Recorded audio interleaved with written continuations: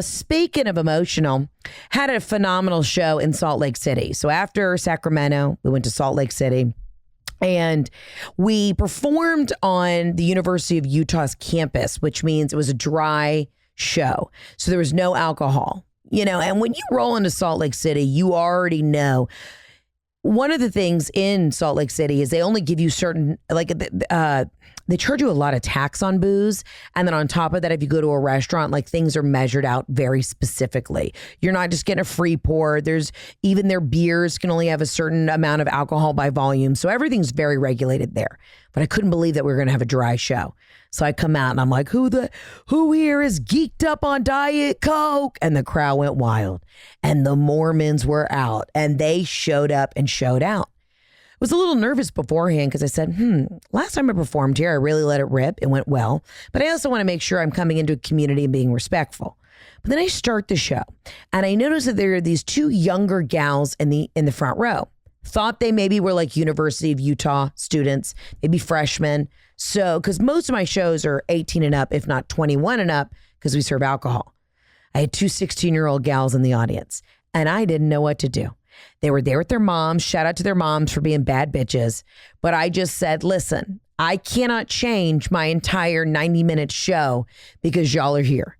And I'd rather you hear what to do with the dick from me than from some dumbass in high school. So I looked at the moms. We kind of had like a 3-second sweat acknowledgement, wink and a nudge that I was still going to do my show.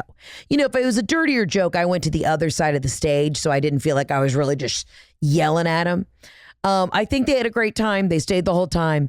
But I have said this and I will say this again. If you bring your kids to my show, you may not be a great parent. But I couldn't believe it. They're like, no, we're 16. And I was like, oh, fuck, here we go. John Mulaney, when I saw his last hour, and it might be in his special, he was like, why are people bringing their 11-year-olds to my shows? It's just not. You know what I mean? As an artist, I'm an artist and people will come to my show. They have a great time. And yes, I'm kind of dirty on the podcast, but my stage persona is an even more elevated and energetic and more rip the Band-Aid version of myself even here. So just a heads up, any future shows, leave your children at home. However, I do think the girls were cool enough. And listen, a 16-year-old girl is way more mature than a 16-year-old boy. A 16-year-old girl's already started a 401k. She's light years ahead. So I'd rather her learn the ways of the world, what to look forward to in a marriage, how to find a guy. I mean, I give sage advice on stage, but I'd rather her hear it from me than some fucking, guy on YouTube or some TikTok comedian. I want you to hear it from me, toots. But we had a really good time. I was bummed I didn't get to hit one of those famous soda shops in Utah. Everything closed pretty early. I wanted to go and get one of those Captain Crunch vanilla Diet Cokes.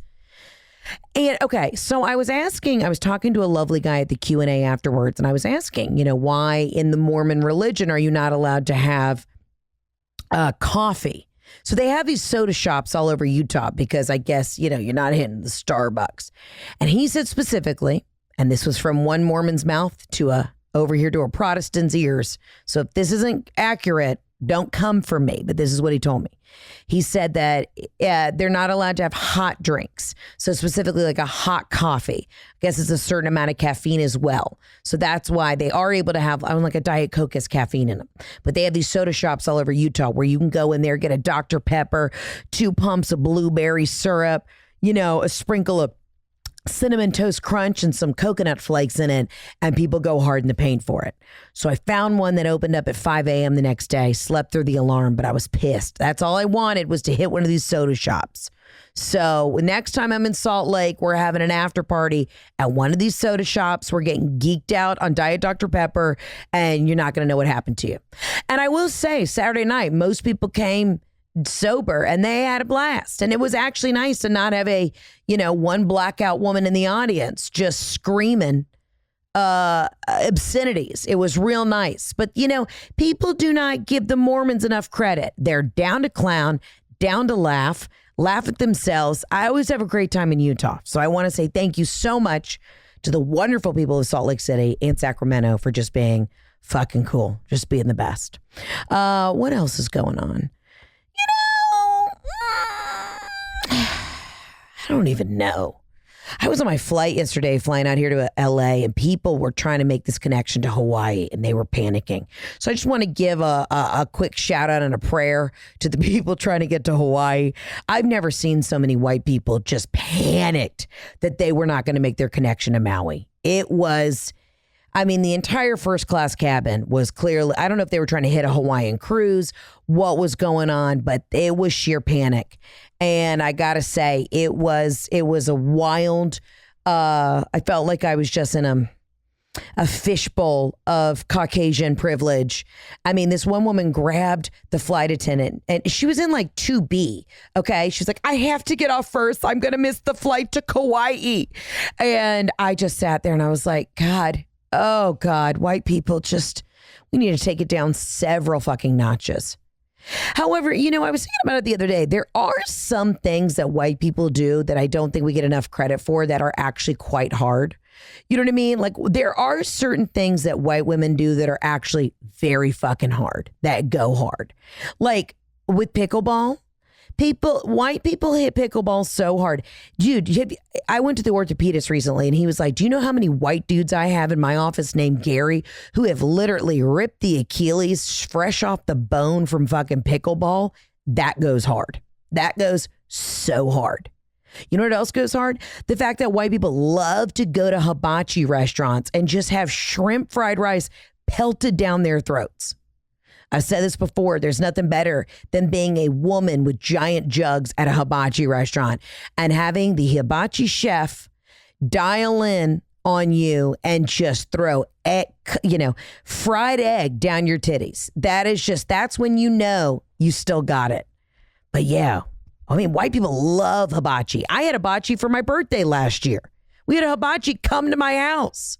I don't know, 25 white people just sitting around, just getting pelted in the face with chicken, teriyaki, a nice little cut of filet mignon. What other race would enjoy that? White people, we go hard. We don't get enough credit. Okay, immediately regret saying that. That's the name of this episode. White people, we don't get enough credit. These are the things that keep me up at night. I mean, it was just, listen, Salt Lake City, Utah, there's a lot of just like Aryan looking people. A lot of blonde hair, blue eyed. So I was just thinking, I was like, we're not giving enough credit to these people over here. They go hard. If you chug 75 Diet Cokes in one day, but you don't drink coffee, that goes hard. That goes so fucking hard. People were tweaking a little bit. And you can tell somebody, like I knew there was a couple girls in the second row who'd had a couple Mr. Pibbs.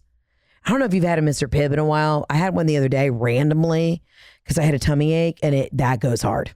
A Mr. Pibb goes harder than Dr. Pepper, and I'll fight anybody on that.